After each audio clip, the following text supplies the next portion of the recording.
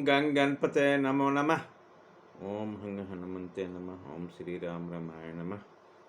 श्रीमद् वाल्मीकि रामायण अयोध्या कांड 111वां सर्ग। वशिष्ठ जी के समझाने पर भी श्री राम को पिता की आज्ञा के पालन से विरत होते न देखकर भरत को धरना देने को तैयार होना तथा श्री राम को उन्हें समझाकर अयोध्या लौटने की आज्ञा देना।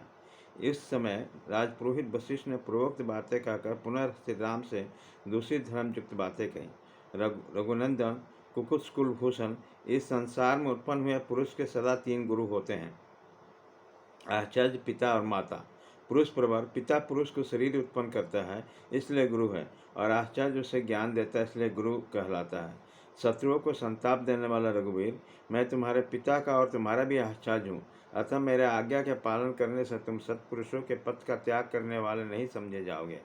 तात, ये तुम्हारे सभासद बंधु बांधव तथा सामंत राज पधारे हैं, इनके प्रति धर्मानुकूल बर्ताव करने से भी तुम्हारे द्वारा सन्मार्ग का उल्लंघन नहीं होगा। अपनी धर्मपरायण बूढ़ी माता की बात तो तुम्हें कभी टालनी ही नहीं चाहिए। उनकी आज्ञा के पालन करके तुम श्रेष्ठ पुरुषों के आश्रयभूत धर्म का उल्लंघन करने वाले नहीं माने जाओगे। सत्य, धर्म और पराक्रम से संपन्न रघुनंदन, भरत अपने आत्मस्वरूप तुमसे राज्य ग्रहण करने और अयोध्या लौटने की प्रार्थना कर रहे हैं। उनकी बातें मान लेने से भी तुम धर्म का उल्लंघन करने वाले नहीं कहलाओगे।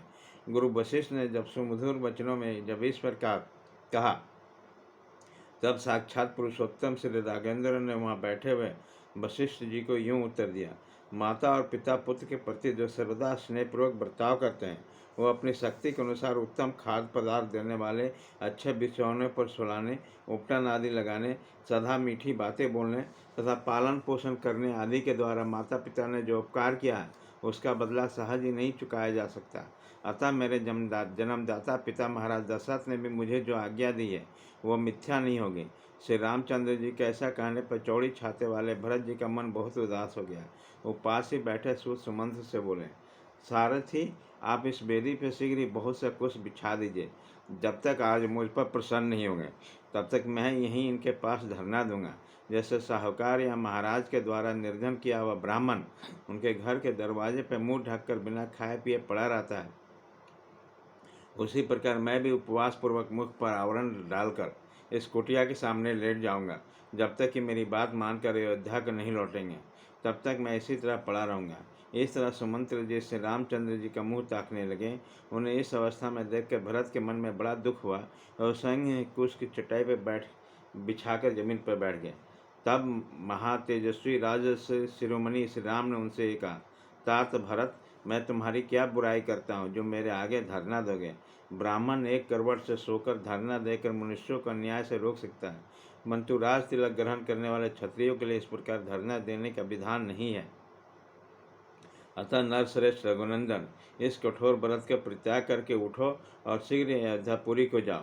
यह सुनकर भरत वहाँ बैठे बैठे ही सब लोग अपनी दृष्टि डालकर नगर और जनपद लोगों से बोले, आप लोग भैया को क्यों नहीं समझाते हो। हम नगर और जनपद के लोग महात्मा भरत से बोले, हम जानते हैं काकुश श्री रामचंद्र जी के प्रति आप रघुकुल तिलक भरत जी ठीक ही कहते हैं, परंतु ये महाभाग श्री रामचंद्र जी को पिता की आज्ञा का पालन करने लगे हैं, इसलिए यह भी ठीक है। अतः हमें इन्हें सहसा उस ओर लौटने में असमर्थ हैं। उन पूर्ववासियों के वचन में तात्पर्य समझकर श्री राम ने भरत से कहा, भरत, धर्म पर दृष्टि रखने वाले सुहृदों के इस कथन को सुनो और समझो। रघुनंदन, मेरी और इनके दोनों बातों को सुनकर उन पर सम्यक रूप से विचार करो। महाबाही, अब सिर उठो और मेरा और जल को स्पर्श करो। यह सुनकर भरत उठकर खड़े हो गए और श्री राम और जल का स्पर्श करके बोले, मेरे सभासद और मंत्री सब लोग सुनो।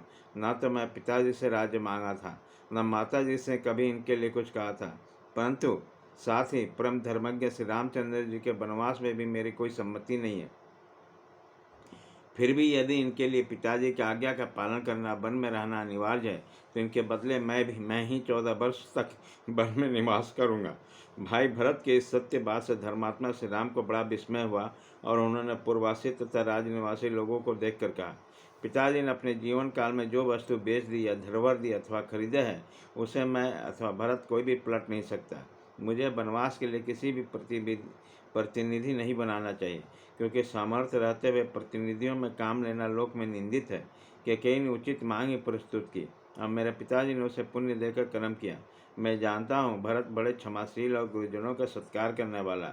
इन सत्य प्रतीक महात्मा में सभी कल्याणकारी गुण मौजूद हैं।